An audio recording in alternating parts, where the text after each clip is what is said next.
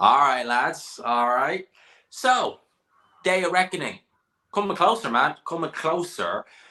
I want to get different people's takes on this. And I thought, okay, I need a mate. And I need a mate who I can definitely have some banter with because there's fights on this card that me and him are both looking forward to for a lot of reasons.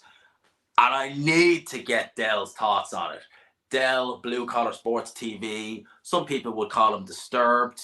And, I can vouch for that. I've seen some of the girls he's matched with on Tinder. And, to each his own is the word I'd come out with. I wouldn't say Disturbed. But, jokes aside, Blue Collar Sports TV, link to his channel, one of the best. How are you, mate? How are you? I'm very good. Apologies to the chat if I sound a little bit coldy or if I sneeze or something like that. I'm a little bunged up. But yeah, pleasure to be with you. And my Tinder matches are unmatched. Just know that. Mate, as I said, to each his own, right? I ain't gonna judge, right? I ain't gonna judge. In all seriousness, though, one of the best on here.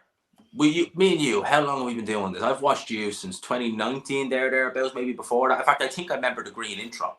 That's a real OG. Do you remember that? Old school, yeah. Jesus Old Christ. school. The green intro. That's how far back I go. But mate, just a quick bit about yourself. For those who don't know, because every time we do a live, there's always new people, there's always new subscribers. A little bit about you and what you do on here. On the boxing end. On the boxing end, yeah. Well, I'm just the boxing end. That's what we know you for. Emphasize the boxing, yeah. So yeah, just a regular old boxing channel, fight predictions. Occasionally I'll go into a rant on something I don't like. I just have fun with it, really. I don't take it too seriously. But yeah, I love the sport like everybody here. We're all hardcore boxing fans here, and yeah, that's really it. And you like a bit of Lost Media? We need to do a video on boxing Lost Media, don't we? Yeah, we do. That's a great idea. I'm looking here at this card, right? I'm not even thinking about, at this minute in time, about what the card is. I'm just thinking Joshua and Miller. That's gone. That's lost. We need to see that, don't we? The Lost Gloves are off episode. Yeah, 100%. Deontay Wilder knockdown against Harold Scones. Oh yeah, but Harold Scones, yeah, we have. That's lost. I'm pretty sure if we dug deep into some of these guys, we'd find some other boxing Lost Media that we can't find. But that's one there I'd love to see. If I could get people always comment when I mention that, and they're like, I was either there or they watched the highlights years ago when it was there, and yeah, it was a bad knockdown. Yeah, that's what I heard. And shout out to WM Boxing Views for the super chat. Thanks a mil for the £5, mate. I appreciate that. Yeah, Nick says, where's Ali Drew? She's normally first. That's weird. Del, what did you do? What did you do? What, do you know something? Tinder? Matching? Really? Maybe. I've heard she's a big fan. A big fan. Your only fan? No, you don't go down that road, don't you now? All right, look. All joking aside, we got to get into this card, right? So, look, we complain a lot about boxing on here. We complain that we don't get the big fights. We complain as well that there's certain cards, I should say, get put on pay-per-view where we might get a good main event, but we get a severely poor undercard.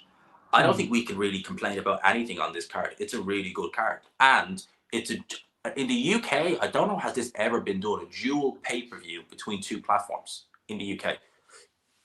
I can't recall it ever happening. Which one would you go for? If you would pay for it? You love a bit of Dan Barker, don't you? Don't lie. Honestly, I'll probably go BT. I'll go BT. BT? Yeah. Gun to the head.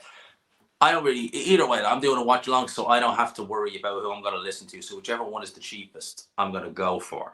But pay-per-view, it's a good card. But as good as the names are, there's some mismatches. And there's some fights that are just okay.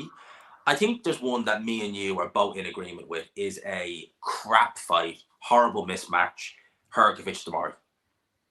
I mean, yeah, but when I saw that fight get announced, this guy got starched by David Haye 8 years ago. I want to say on a comedy channel, no less, called Dave. This guy learned to box on YouTube. You don't learn to box on YouTube. You learn to make a fucking origami pelican on YouTube. You don't learn to box on YouTube. His best result is a draw with Alex Leopold nearly 20 years ago. 20 years ago. I was in lower school still, I think. So I hadn't even gone to secondary school. I was 10 years old in 2004, and this guy maybe he actually was 29 years old in 2000 when he actually fought him. So he's been a pro. It's weird though. Like no disrespect to Mario, right? He could be a nice guy, but this is a guy who's been pro for 20 years, and he's still fighting like a journeyman, but not even journeyman. You'd know he's not fighting the Sakalaskis of the world or someone like that, Joey DeWaco.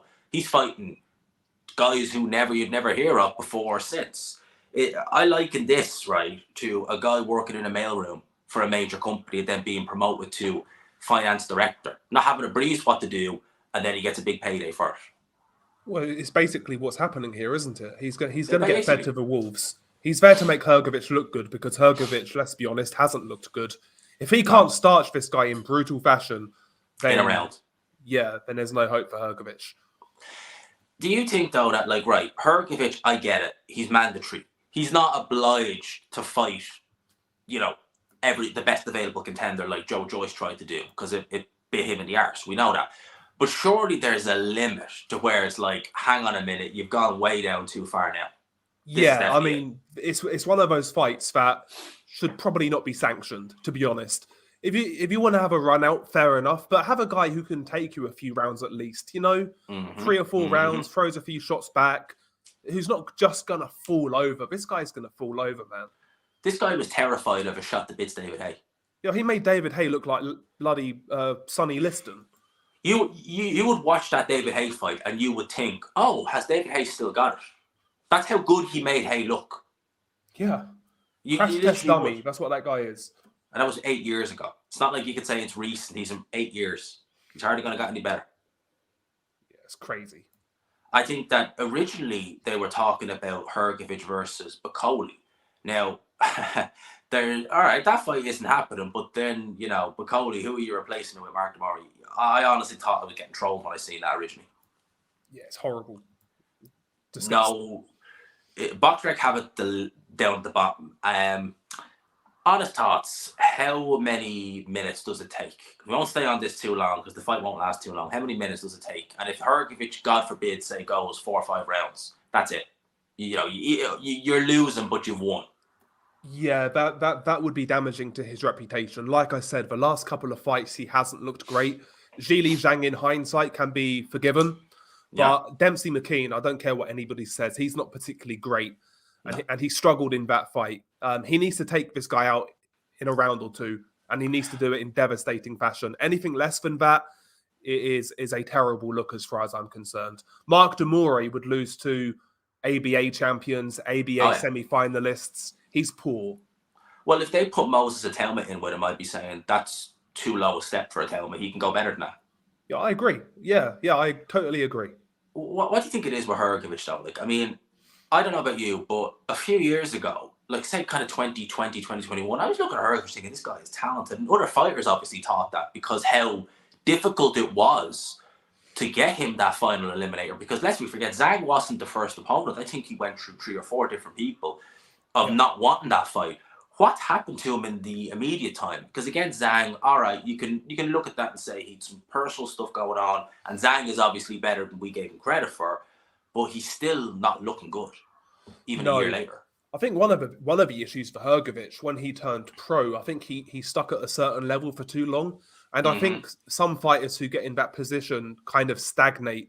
And you saw that as Hrgovic kept on fighting, his shape started to get a little less. He was becoming a little more fleshy, a little less dynamic. Even though he was winning these fights, he wasn't looking as good doing it. I think he may have stagnated, to be honest with you. That's a shame because I think that on his day, if everything clicks, we've a really, really dangerous heavyweight. Yeah, he has some good attributes. He's got a decent chin, decent power, good amateur pedigree. Still not that old for a heavyweight. What is he, 30? No. If even 31, maybe thereabouts. Big dude. So, yeah, man. I mean, I just think he stagnated, to be honest. I think he stagnated. How do we get around that, though?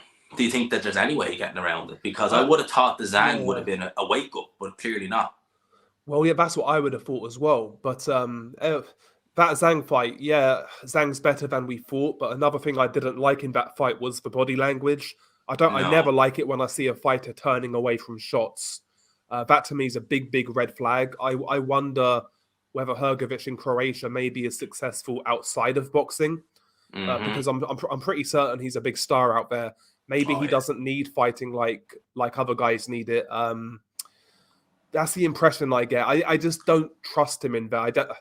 I feel like he's like Andrew Golotta light.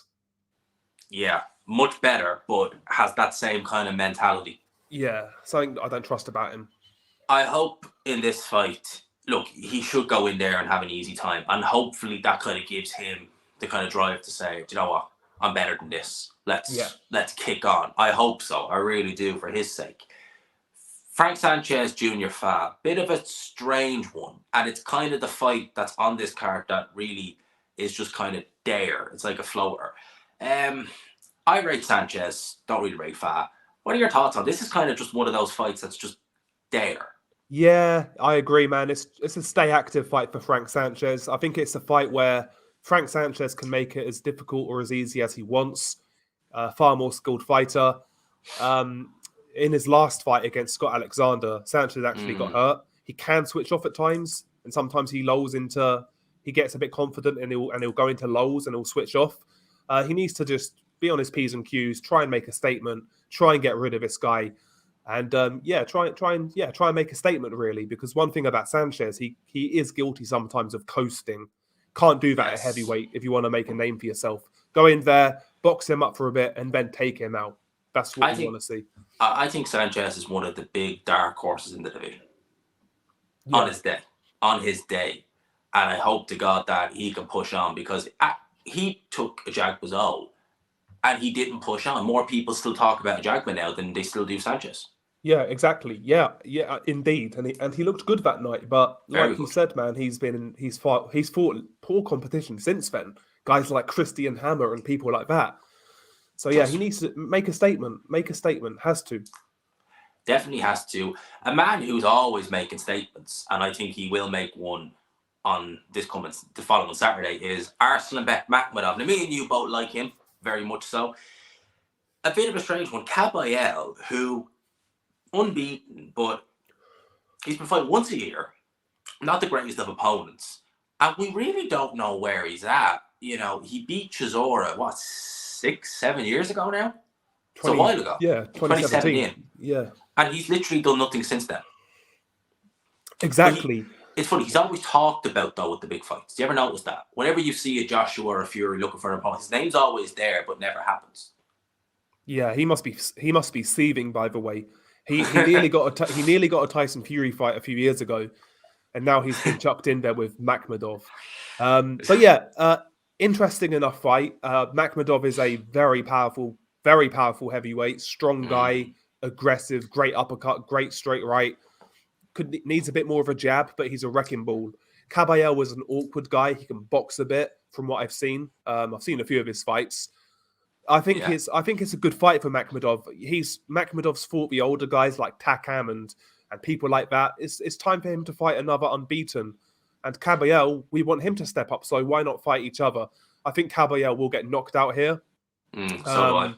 I think his style's a bit too passive, if I'm being honest. I think it's a bit too passive. I don't think he can keep Makhmadov honest. His style kind of blends with his personality if you think about it, because he's had a passive way about handling his career. European champion, what 6, 7 years ago, beating Chisora in Monaco, and then just does virtually nothing since then.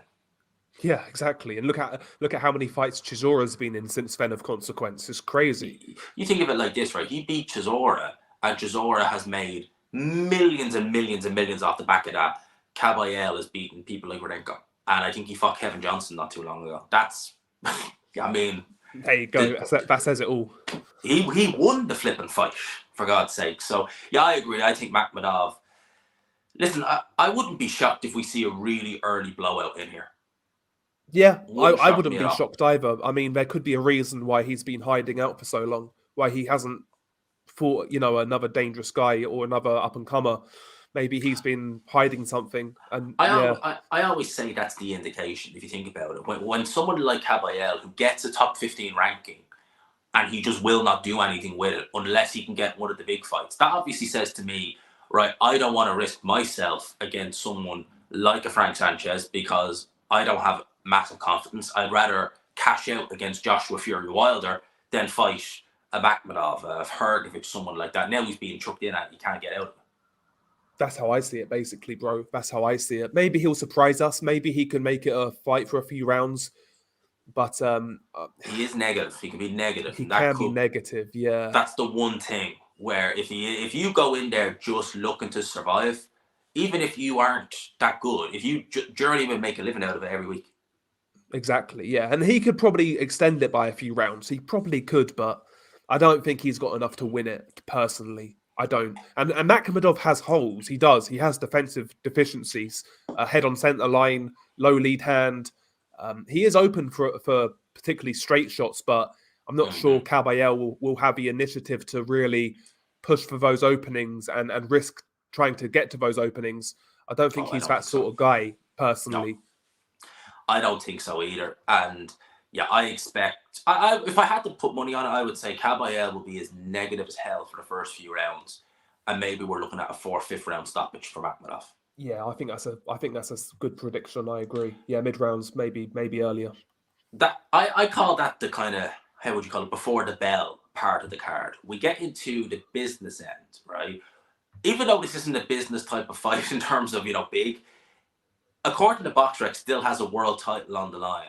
Now I've heard Jay Opetaia and Eddie Hearn say they're going to vacate that title, but Jay Opetaia Elizara. Here's the thing: Myers Bradis says he won't be ready until mid next year. Do you really begrudge Jay Opetaia a run out? But again, do you think that Elizara is like Jordan Thompson? They're about the same, roughly. Yeah, I mean, realistically, much like Jordan Thompson, he is unproven domestic level. I saw him fight, I think, Dex Spellman. It looked Went life okay. and death. Yeah, exactly. That's not good. That's the English level, isn't it? Dex Spellman. So, listen, Opataya, I rate very, very highly. I think he is the best cruiserweight in the world. I think he'll destroy Ellis Soro. There's not really much to see here, quite frankly, in regards to the belt situation. If Briedis isn't ready, just let him have this fight and then try and go for a unification fight. That's what I would say. But there you go. I don't see why they're being so strict with it. If a champion says if the shoe was on the other foot and Jay Opetaia was legit injured, the IBF would strip him. Yeah. So and Briedis hasn't earned any shot. He's not fought since he lost to Opetaia over a year ago.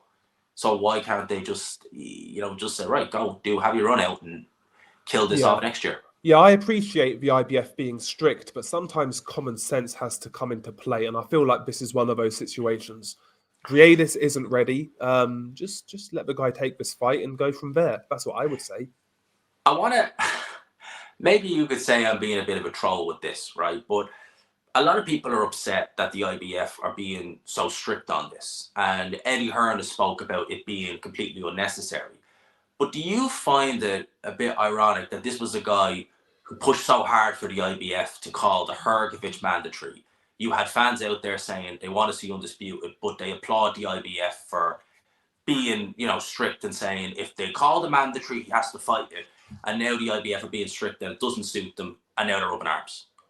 Yeah, it's a good point, man. But these promoters will play politics when it suits and moan about it when it doesn't. Ultimately, again, I think it should be a situation by situation basis. Common sense needs to enter the room, but in boxing, as you know, that's a very rare occurrence, unfortunately. But yeah, It's one of those things. I'm not surprised by it, man. I'm not surprised by it. $1 million question. I'm not even going to say does Ellis. I can't see him winning this at all. Not even a prayer. Does he do better than Jordan Thompson? I watched that fight again, and it's weird. You watch it live, you rewatch it, and you go a little while without watching it, and you're like, it's even more one-sided than I remember. Yeah, I mean, the bar is low for him to do better, but like he is so overmatched here, he could do just as bad. Oh God. Listen, man, I think it's going to be a massacre. I think it's going to be more one-sided than an amputee's dance routine, to be honest with you. It's going to be one-sided, 4 rounds, I'd say, maybe tops. Stoppage by Opetaia. When I went back and watched the Jay Opetaia Jordan Thompson fight, I completely forgot that Howard Foster was the referee. I don't think I've ever seen a fight Howard Foster refereed where one guy took so many clean shots and he didn't jump in and stop it.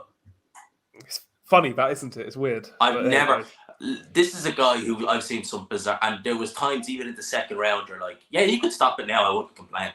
And it's like right hand after right hand after right hand. Yeah, he took. And I was like, that's. I've never seen it. Howard Foster of all referees. If it was someone else, maybe like a Steve Gray, I'd be like, yeah, fair enough. He's known for that. But Howard Foster's like, why are you letting this go on? You of all people. Yeah, man. Inconsistencies and right. It is what it is. It is what it is. Inconsistencies. Yes, yes. In terms of the last four, right now, I don't know what order they're going to go in, but I'm going to just say that I reckon Bivol will face Archer fourth from the top. Yeah. Thoughts on that fight? One thing, I'll just give my 2 cents real quick. Who else could he have fought, really, at light heavyweight, other than maybe Anthony Yarde? Because when you look at, apart from the top two who are, Beterbiev, and Beterbiev's locked in, who else really was there? That's a great question. Not many fighters are out there, really. It's quite thin in light heavyweight, isn't it? Yeah, and listen, I don't mind Bivol. He's not one of my favourites, but I like him. Good to see him back, but can't lie, it's not exactly a fight I am super looking forward to. Lyndon Arthur's a decent boxer at domestic level. I think he'll hang in there. Probably go a fair few rounds. If he gets stopped, he'll get stopped late, but he will be outclassed, I'd say. To me, it's a depressing fight, man, because I think I've kind of resigned myself to the fact that we're not going to get Beterbiev versus Bivol, and that's a crying shame.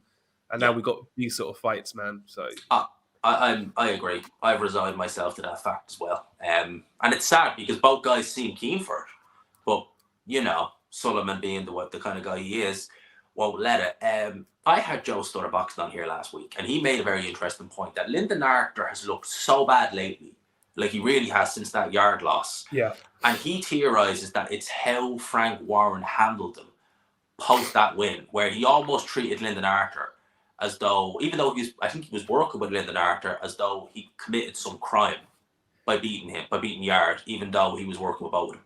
Yeah, it wasn't in the script. Yeah, I totally agree. And yeah, he kind of, he seemed very resentful towards him after he beat Yarde. And yeah, you're right, man. Since then, he's been released by Frank Warren. He's now with Wasserman. Yeah. Yeah, hasn't fought great guys over there. And he struggled. He has struggled. Yeah, I think, like I say, he'll look after himself for a few rounds, but he's going to get thoroughly outboxed. Bivol hasn't had a stoppage in 5 years. Is this the one? Very possible because, Arthur's chin is not great in my opinion. Not great at all. And I think if Bivol really feels that he can go through the years, that he doesn't have a threat, because I think even against Craig Richards, because Richards was able to outwork him, he probably because he was, doing all right, probably felt I don't need to take risks. He might just think, you know what, I'm so ahead of this guy. I'm going to let a few rights go. Why not? Yeah, I think if there's a few rounds in the Ramirez fight where Bivol really let go of the 1-2-1 combos, things like that. If he does that in this fight at some point, I think he could get the stoppage. He'll certainly hurt Arthur, maybe drop him. The stoppage is there for him, in my opinion. And let's be honest, I think he should be stopping Arthur. I'll be honest. Oh, I do as well. I think that if Bivol really tried, he would have. I think he's got like a 50% KO ratio. I think he'd have at least a 65% if he really actually decided, I'm going to try and knock these guys out. A 60-70, because he hits harder than I think his record suggests. Yeah. That's the world title fight's over, and we're not even at the top of the bill. Now, we have a fight that I know me and you are both really, really looking forward to. This would headline any Queensbury show, and you could probably have it in the OVO, and none of us would say that's too small an arena. And there's going to be a lot of weight in this fight. Daniel Dubois, Jarrell Big Farmer Miller. I know you like it. I like it myself. Honestly, I'm happy for this fight. I like this fight. So am I, bro. It's my favourite fight on the card. Looking forward to it. Listen, one thing I'll say is this. Pre everything that happened with Miller, the drugs, blah, the layoff, etc., I pick Miller in a heartbeat and twice on Sundays. dominates Dubois, makes him quit, stops him, bullies him, etc. I still lean towards Miller in this fight. I think stylistically he is horrible for Dubois. I watched the Lucas Brown fight with Miller. Yeah, he was rusty, no doubt. Yeah, he was a bit heavier. Yeah, he was a bit slower, but he was still maintaining good output throughout. He was still maintaining good aggression throughout, and he ate every single shot Lucas Brown threw at him easily. Mm-hmm. If Dubois can't hurt Miller early, I think he's still in trouble here. I really, really do. Because can you see this guy prancing around for 12 rounds, back foot boxing it without getting caught in a corner or caught against Nope. the ropes or slowing down? I think stylistically, this is a hard fight for Dubois. I wonder if Frank is now, maybe he's had enough and says, do you know what? It's a risky fight. I'm going to take the chance, chuck him in there. If he fails, he fails. If he wins, got a bit more momentum back. It's a gamble worth taking.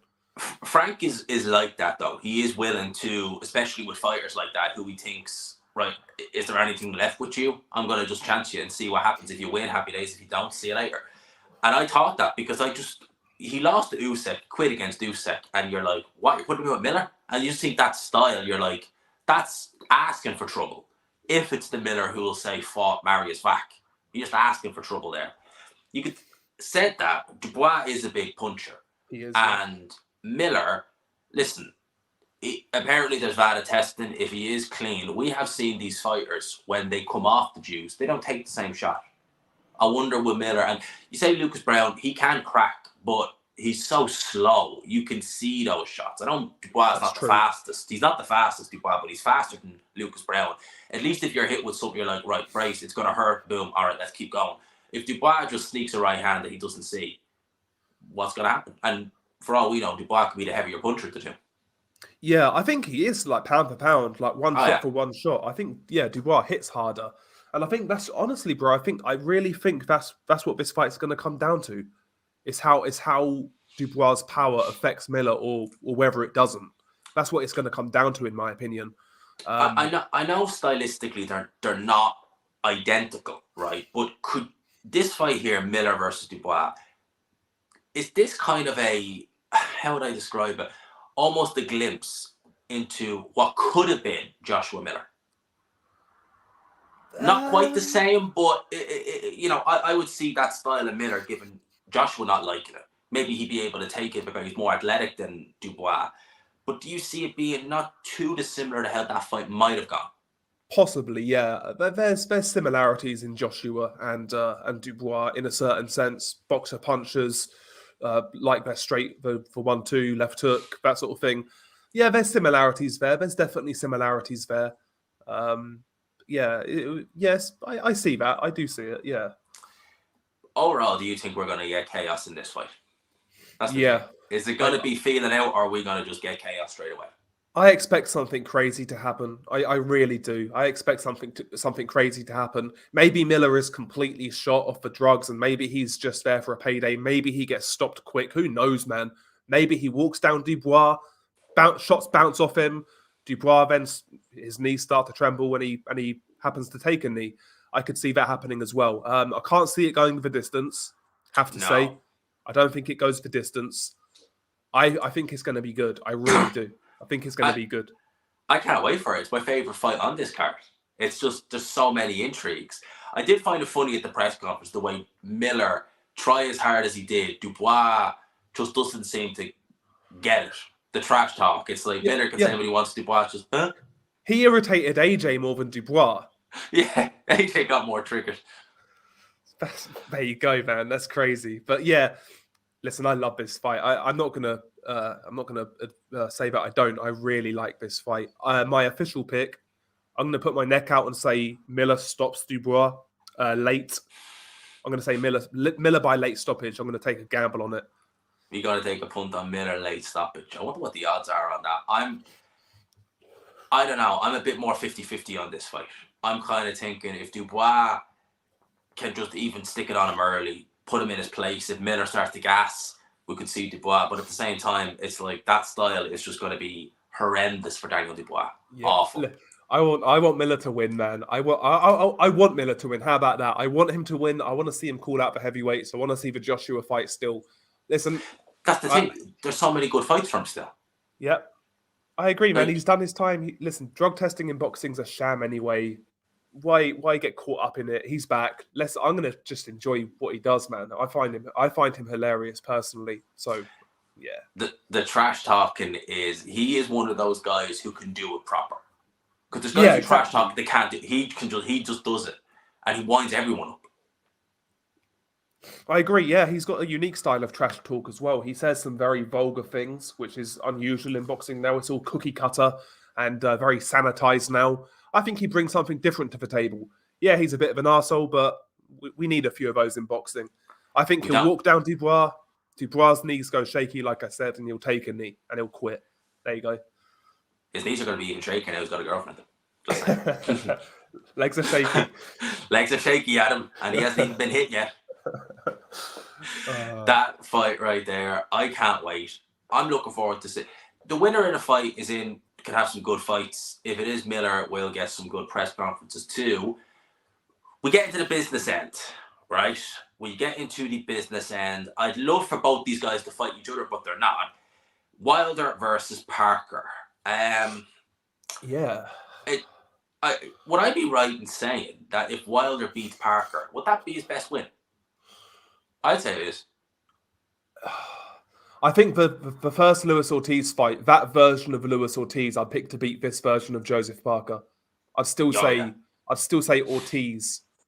If you consider when they fought, when these fights were fought, I'd still say Ortiz personally. In terms of the fight itself, right?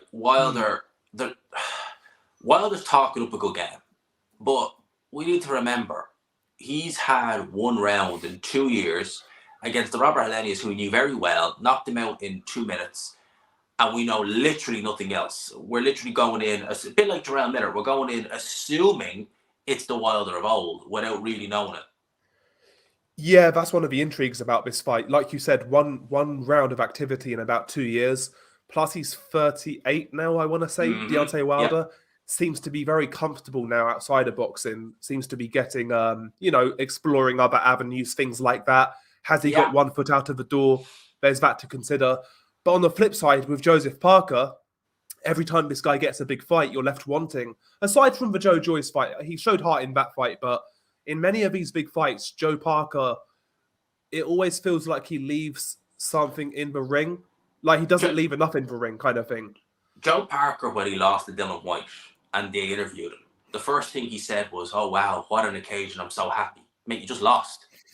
Yeah, exactly. That really sums Joseph Parker up. Is he serious? Is he serious?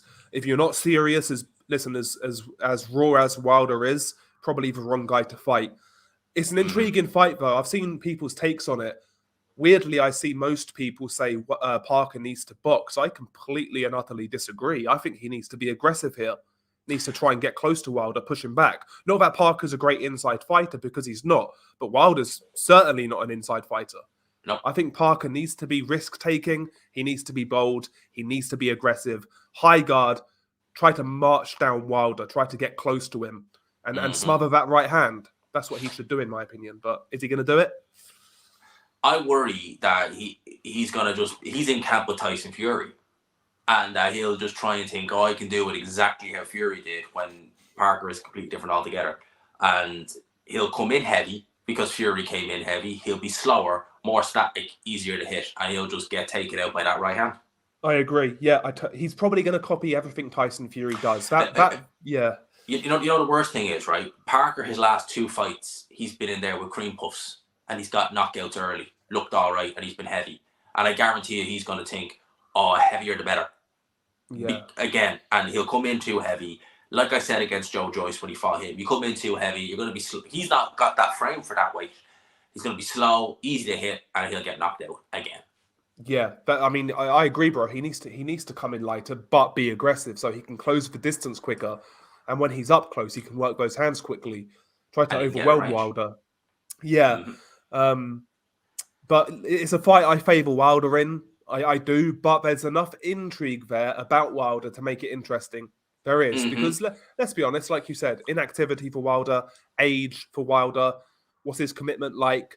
Plus, let's be honest, aside from Fury and Ortiz, the level of competition hasn't been great. It's a different No, style for Wilder. We've not seen, so there's intrigue there. I think it's an interesting fight that I favour Wilder quite heavily in. I would as well. I favour Deontay Wilder as well. But someone said to me earlier, they reckon on this card between Wilder, Joshua, and maybe one or two of the other fights, there's going to be at least one, maybe two upsets, big upsets. Mm.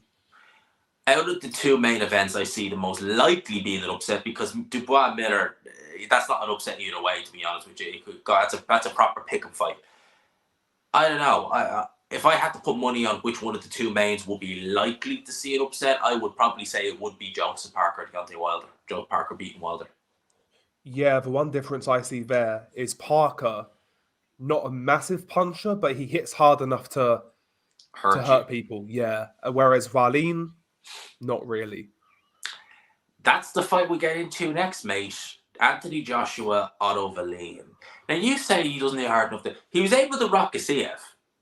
Yeah, he He was. was. Gassiev's never shown any vulnerability there. Been in with people like Dorticos.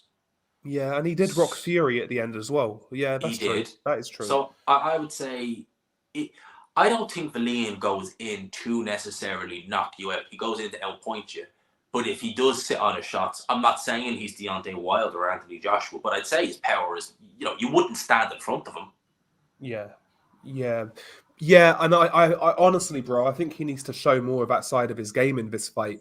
Mm-hmm. He's the B side, as we know. We know what they're trying to set up here.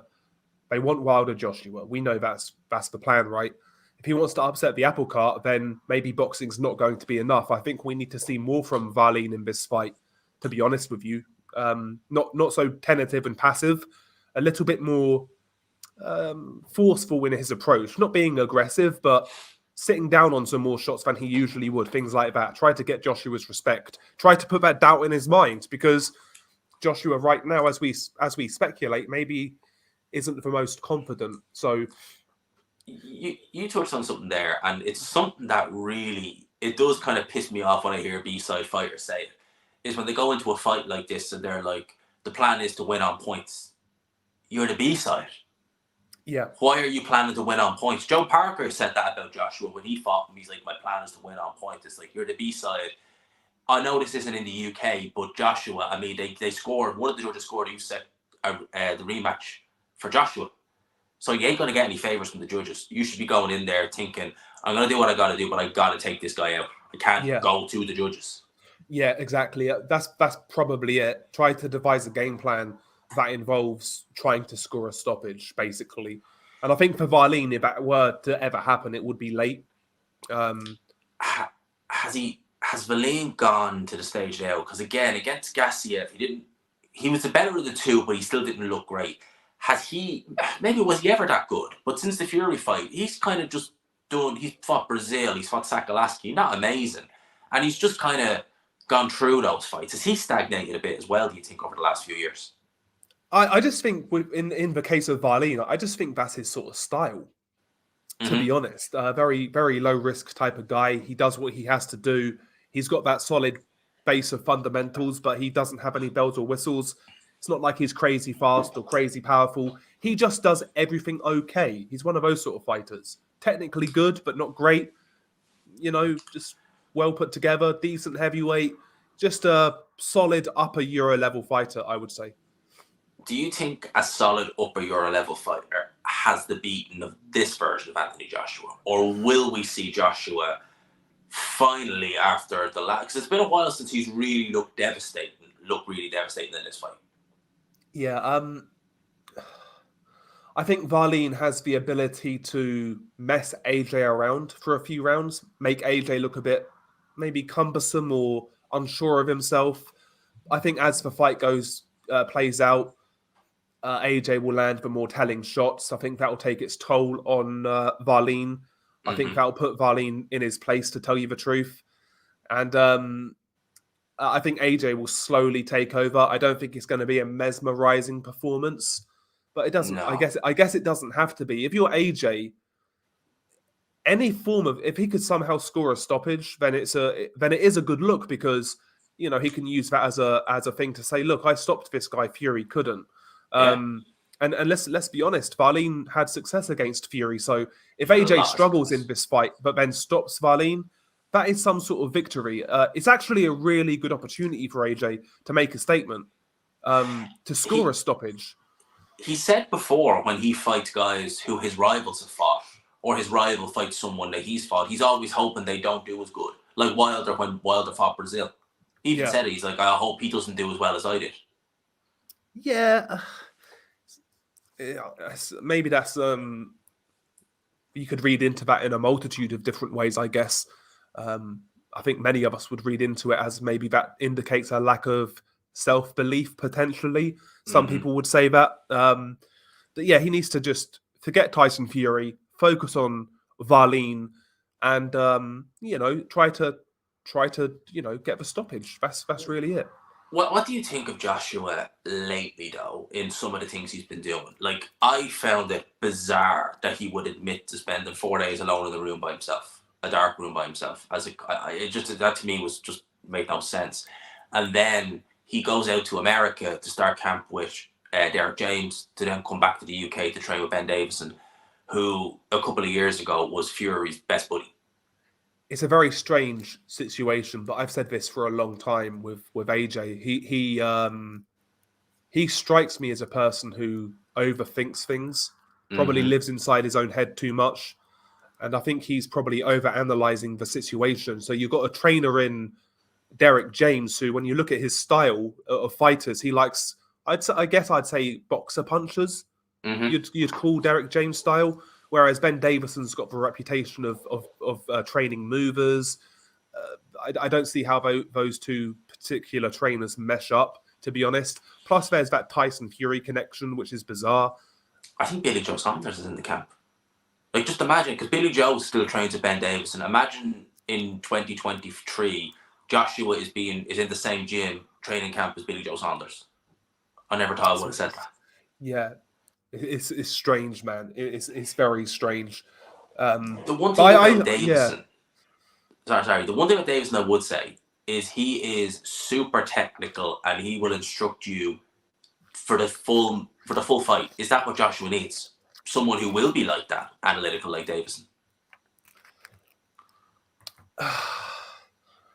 it's hard to say at this stage, because for me, the best version of Joshua was the risk-taking, aggressive boxer puncher. Mm-hmm. That was the best version of Joshua. I would try to harken back to that personally. Try to add some new bells and whistles, fair enough, but try to make this guy more aggressive again. He hits hard, as we know, for a heavyweight. For a heavyweight of his size, he puts his shots together pretty well, pretty quickly. There are Mm-hmm. attributes you can work with that can be devastating against other opponents. I don't feel like he is maximizing what he's good at, or what he's at his best at. I think he should be more aggressive. I think he should be going back to a boxer puncher type of style, more so than a boxer type of style. Personally, it looks like what they're trying to do. It looks like he's taken a page out of Vladimir's book. You know, when Vladimir got knocked out by, was it I Lamont was literally, Brewster? yeah, Yeah, Brewster was when we really started seeing him clinch and avoid, any kind, unless he felt super safe, just avoid any kind of, going out there trying to put it on guys. yeah. That's. It makes you wonder. Like they had a friendship, didn't they, AJ and Mm-hmm. Vladimir? It makes you wonder how close they really are, because it looks like he's trying to go down that route, but he doesn't. One thing about AJ, he's not as athletic as Vladimir. No, Vladimir was much quicker on his feet to pull off that sort of style, to maintain range. he was always Um, bigger than his opponents. yeah, bigger as well. I think he had better in-ring IQ, better fight management, things like that. Obviously, that comes with a greater amateur pedigree.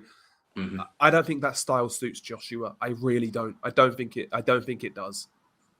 One of the best performances I saw Joshua was against Povetkin, where he implemented a bit of the long range boxing, a bit of safety first, but he was still aggressive. Yeah. So he had Yeah. a balance in that fight, but he's never had it since. It's either one extreme or the other. Yeah, I agree, man. I agree. And maybe it's just those experiences of getting caught by Vladimir, Ruiz, and even Povetkin. He got buzzed in that fight. People forget that. Yeah, first round. Maybe it is those experiences that has shifted him from that style. But it's weird though, because it seems to me, I know Joshua does come across as an overthinker. He says it himself, but I think he does know what he needs to do. But does he lack the confidence to do it? Now, going to that Usyk rematch, he said it several times. I know what I need to do. I need to be more aggressive. I need to take risks. I need to do basically what I didn't do in the first fight.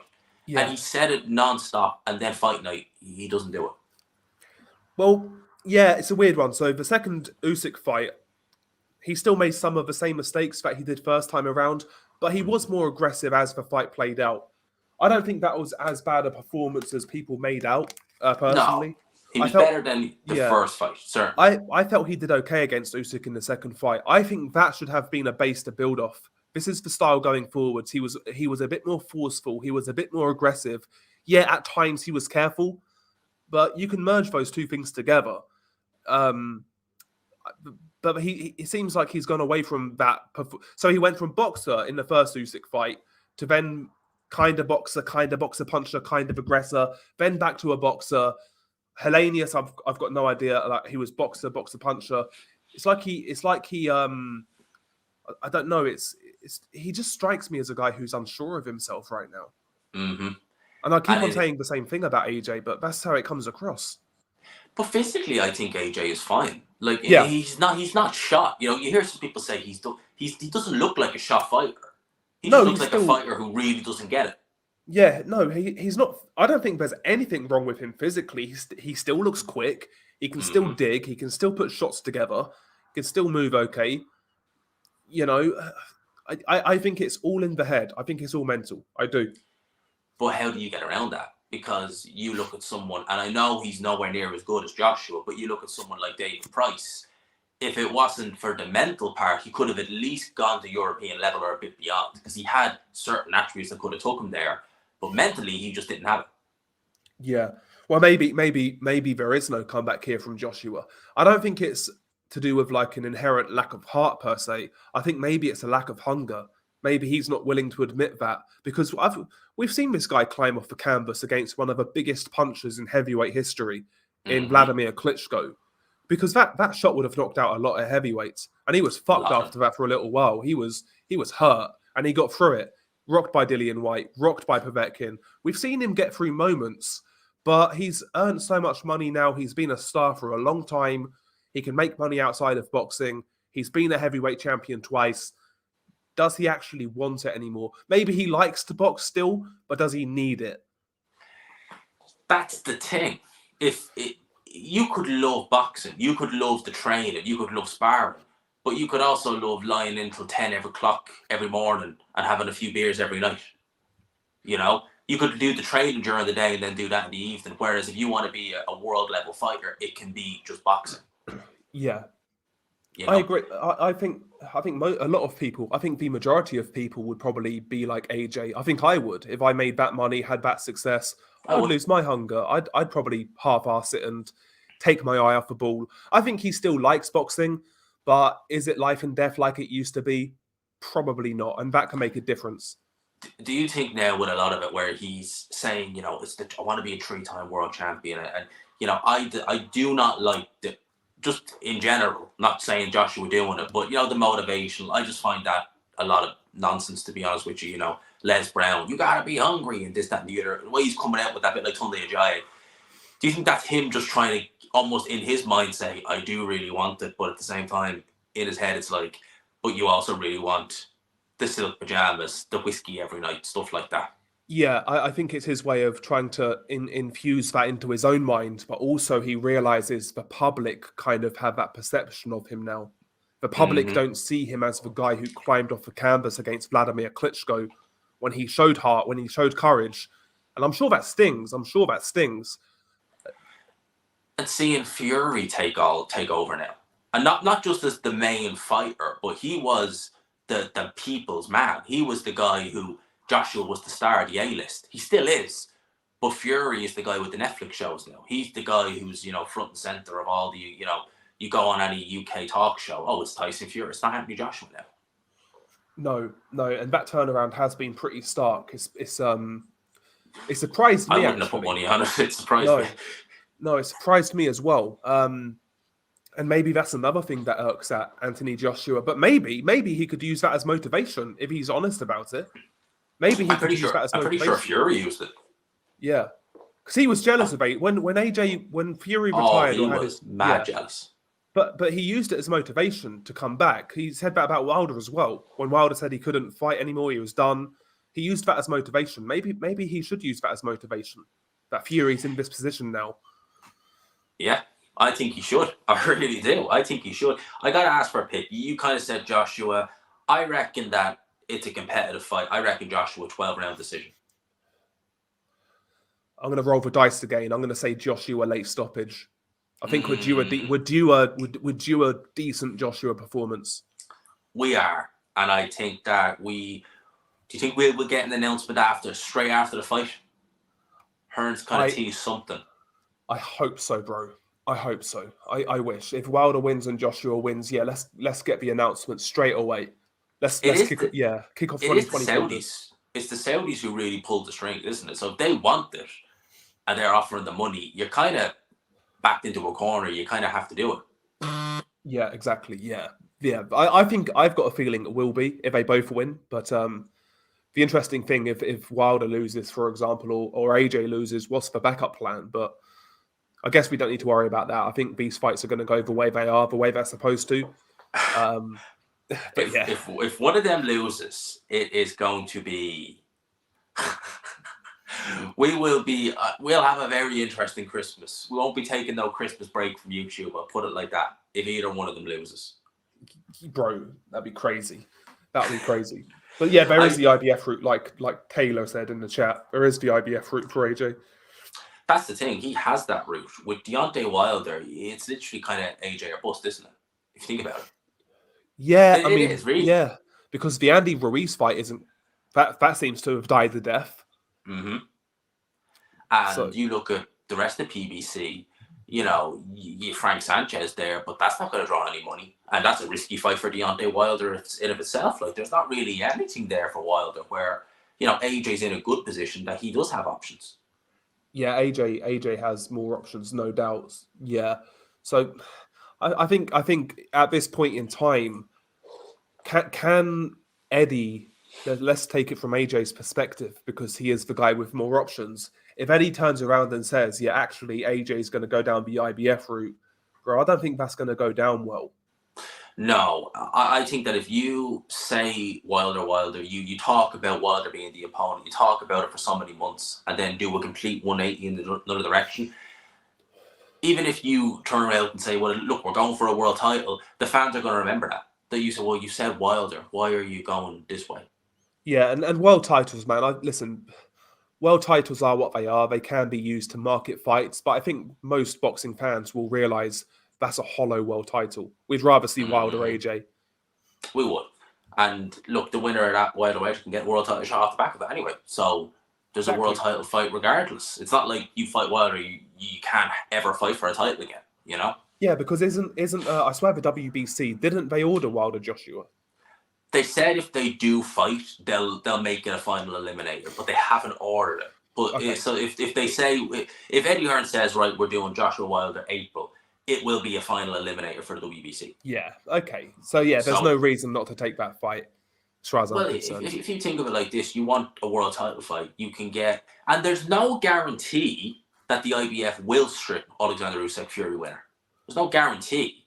What if say Fury wins and Usyk says, I need 8 to 9 months to recover? What's to say Fury doesn't just say, right, I'll defend it against Hrgovic? There you go. And, they're talking. You could talk about the Valid fight with the assumption that it'd be for the vacant title, but they don't know that for a fact. Usyk could win and Fury could say the body can't do it. I've retired. Well, Usyk will be okay. Fine, I'll fight Hrgovic. Then he's my mandatory. Yeah, exactly. So they can't just look at Valid and say we meet him, we are guaranteed a vacant title. It might not be that simple. Always swings and roundabouts, man. Things can change. That was It's mad, right? This card has taken an hour to preview. It's a big card. It's a flipping big card, and primarily like there's no. It's all heavyweights. Imagine an undercard where light heavyweight is the lightest weight division That is on the crazy, undercard. isn't it? Yeah, it's crazy. It's You crazy. know, it's not even like we're sitting. There's no middleweights, no lightweights, no anything. It's light heavyweight, hundreds, which is big guys. That's the lightest weight on this card. It really is. We're going to They get are some in the. good knockouts, I think, bro. I think we're going to get some good knockouts, good We are going to fights. get plenty of knockouts. I can't wait for that card. We're going to flip it to the other end of the spectrum now. Like, guys, big fight this weekend. Excuse me. Fight I'm really looking forward to. I know you are as well. Edwards Bam. We have to finish on that. We still have a bit of time. What do you think? Good fight. Good fight. I think it's a hard ask for Sonny Edwards, to be honest. Yeah, he's a solid boxer, solid mover. But I think Bam Rodriguez, I don't see him as your Bobby Basic pressure fighter. I see him as a multifaceted pressure fighter. He's got a very good active guard. He can counter on the front foot. Good to the body, good to the head, good combinations, closes distance really well. He can punch on the front foot, which is key against a mover. Cuts the angles well. He's a very adept pressure fighter. He's not like a Brandon Rios, for example, who's going to follow you around and follow you in straight lines. He is. Listen, if guys like Muhammad Wazim and that Mexican. the Mexican kid, yeah, there's a couple of kids who gave Edwards trouble. The Chilean kid in his last fight, Andre Campos. Yeah. If they are getting that close to Sonny, he could be in trouble here. He needs to be better than he was in his last fight because he will get stopped, in my opinion, if he fights like that. Needs to be light on his toes, a lot lighter on his toes. Sonny Edwards is talked about as this, incredible boxer. And, he's a good boxer, but he's not Devin Haney and these guys, for want of a better word. He's not winning every round. He's winning rounds and looking flashy, but he's losing rounds. He's not doing a 120, 108 every fight. And listen, when it comes to these lighter weights, the unknown guys many times are a lot better than we expect. But he is, like you say, he's losing rounds to non-top 10 guys. Guys who, like the Campos guy in his last fight, hard-nosed guy, no doubt, but very basic in his approach. Bam isn't. Bam isn't basic. People have this. I think a lot of boxing fans have this warped perception where if a guy's a come-forward fighter, he's always basic. That's not the case. No. Bam isn't basic. He's got a lot of different attributes to his game. And I think Sonny starts okay, maybe wins a few early rounds. Then I think it becomes a slow beatdown, basically, where Sonny stops boxing and then starts to try to survive. And I think as the fight goes on, Bam will really get his foothold in and maybe even stop Sonny late. I think so as well. I met Bam in person when he did the face-off with Sonny Edwards, and he was talking. I don't know if it was more off air, but he was saying, like, Sonny might be a good boxer. He might be fast. But I've fought fast fighters down at 108.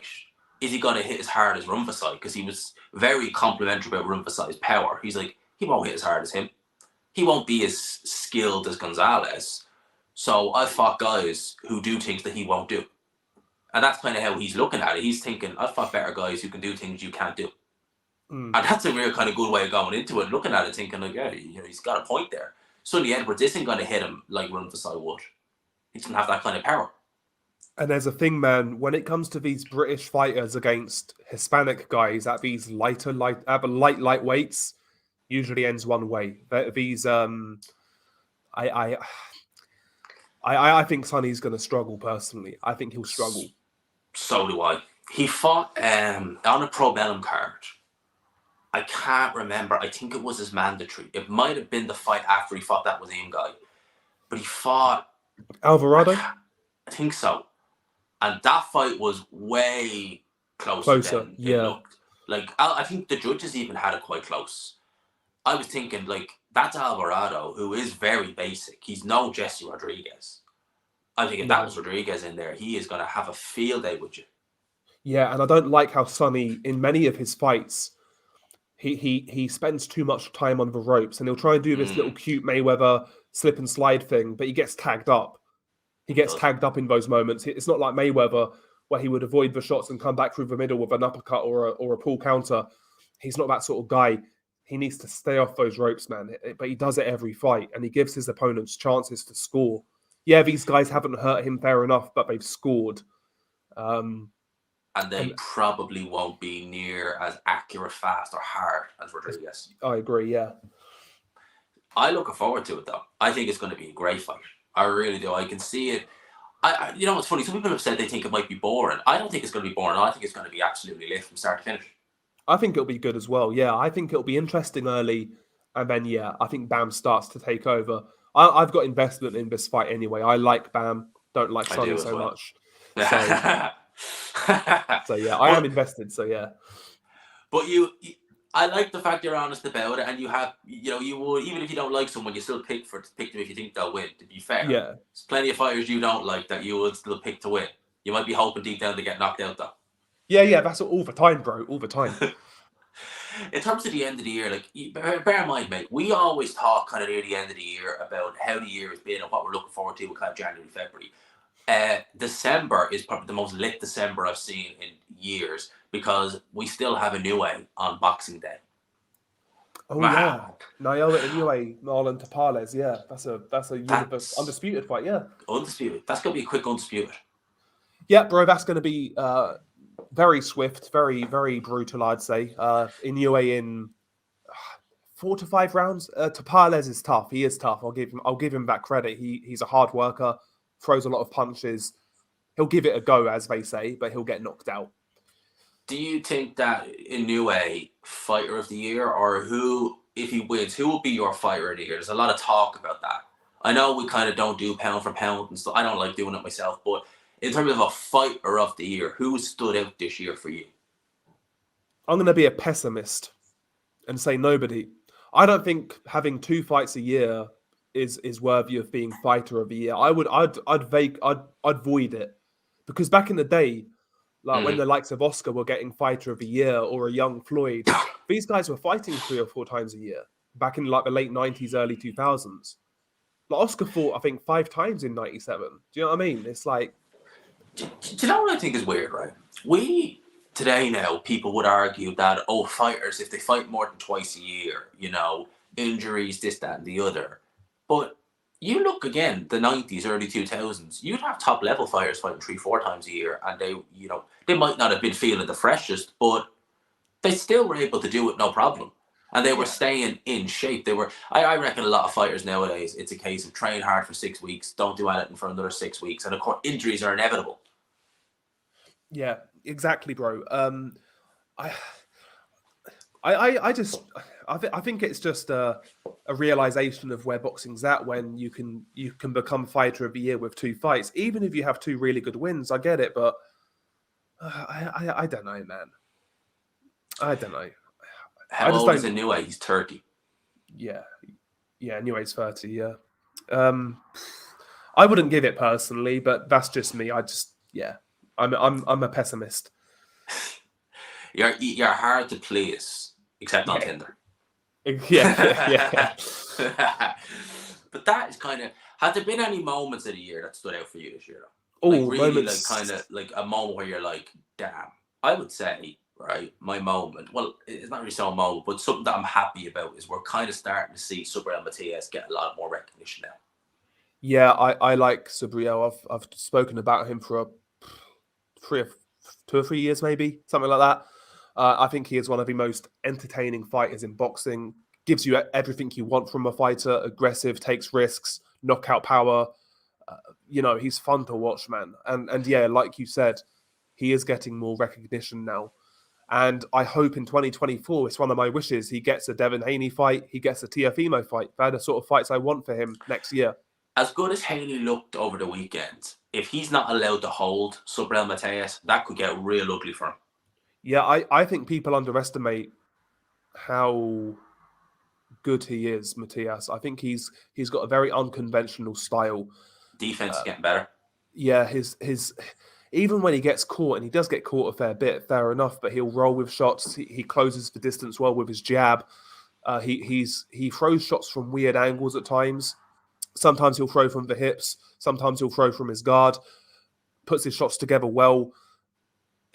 Powerful, strong, good chin. He reminds me. He's you don't see many styles like that in boxing now. He reminds No, me of I know people don't like the comparison, but the style is like Margarito, where I he's was like thinking that. just breaking you down round after round after round, and those guys are hard to contend with.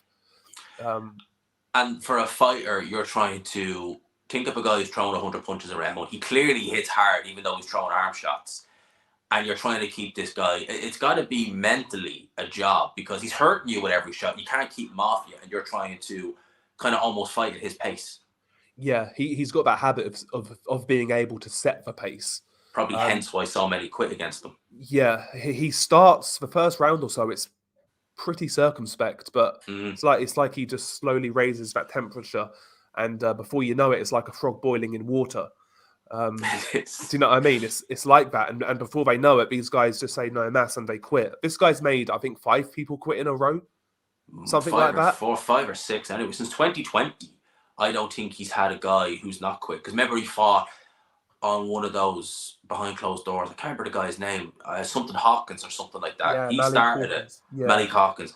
Everyone's quit since then. And out of those, I think 5 fights, 4 of them have been unbeaten. yeah, exactly, and that's the thing about him, about Matias. So the guys he's fought, all unbeaten, and guys who, yeah, they weren't the most proven, but they were guys who were high risk, low reward. Mm-hmm. Um, and by the way, he was underdog against Junkenbayev, for example. Yep, It's not like remember he's that fight. not, and even Ergashev. Many people were picking Ergashev to upset him. He's taken Mm-hmm. fights against unknown but dangerous guys. He's taken those fights. Now I think it's time for a well-known opponent. I think he deserves that There's personally. talk of Lopez. Lopez is a great fight because one thing about Lopez, he does have power. He does. And he will get into a swinging match with you if you want it. Yeah, And that's a that great could, fight. That's a that great could, fight. that could be it. If Lopez, who fought Cambosis, turns up, he gets knocked out. Or he quits, one or the other. Yeah, I agree. But if a Taylor Lopez turns up, well, Jesus, that's a great fight. Yeah, I can't wait. Because I think I think that is one of the routes to beat Matias is just crack this guy fucking hard. Mm-hmm. And just keep him, just keep Yeah. hitting him hard, and hope to God he eventually succumbs to it. Yeah, Because exactly. he's going to be in some great fights next year, and I think next year we've had not a bad year this year, but I think next year we have a foundation for an even better year. What are your thoughts? That's the thing about boxing, bro. Yes, 2023, some disappointment, but we have had a decent year overall. Boxing's issue is consistency. So we've had good years before, and the next year hasn't been so great. We need to build on it now. One thing I will say, I am kind of worried about Saudi Arabia. Now, listen, they're making great fights, but how long is this bubble going to last? And once the bubble does burst, if it's only a passing interest, you're going to have a lot of fighters who have very high purse valuations. And all of a sudden, these fights can't be made again. Eddie Hearn's talked about that fighters just having to take it in the pocket. Yep. That's the thing about all of this. I agree with him as well. That's the thing about this. All this money being pumped into boxing. It's all well and good when it's there, but when it's gone, you've got a lot of entitled fighters who don't take fights because they're used to certain money. That's not going to be there anymore. Yeah, exactly, bro. So I'm hoping this Saudi thing isn't just a passing interest. If it is, I hope it's a long-term thing, but we'll see. Fingers crossed it is, because they are, whether you like them or don't like them, they're getting fights made. They are. Like, I never would have. I kind of was getting into the realms of Usyk Fury's never going to happen. And you never know. It's still, touch wood it does, but at least we've had a prep. At least we're getting there. At least we're almost there now. And if it wasn't for the Saudis, we never have got this fight. Never. I don't think. I agree. I agree. Mate, it's been an hour and 10 minutes. Do you know, when we do this, right, it's like the quickest hour because you could just talk about so many things. I like doing the lives for an hour. So I'm going to call it there. Mate, closing thoughts on everything. Plug the channel again. You're just your boxing channel. If you don't already know, everyone knows your other channel. We all know that. But closing thoughts from you, Mr. Disturbed. Yeah, first and foremost, thank you for having me on. Anytime. The slander of my Tinder profile matches will not be tolerated, though. But yeah, Blue Collar Sports TV for boxing talk. We talk from the basics to, like I said, rants to predictions, post-fight reviews. Yeah, things like that. Just a basic sort of boxing channel. Sometimes I get in the swing of things and upload a lot. Sometimes not so much. Depends on how I'm feeling about boxing, I guess. But yeah, more the merrier. If you could come over, check us out, that would be much appreciated. Thank you, Gman, as well. Joe Stunner, before we said, what's Dell's other channel? I'm in the dark. I think, Joe, maybe you wouldn't like it, maybe you would, but Dell, Disturb Reality, CJ, NJ must have you on their wall now at this stage. Yeah, so it's basically extreme true crime, basically, is how I'd describe it. What do you want, 400k now? Yeah, 420, I want to say. There you go. That's what you call true crime. Yeah, that's what you got. There you go, lads. I'll call it there, mate. Appreciate you coming on as always. Thanks a mil, lads. If you haven't already, by the way, there's 111 still in the building. Please do hit subscribe. Joe Stunner, you say it sounds good now. Wait until you hear some of those stories, and you will not be sleeping so easy. I'll leave it there. Peace, people.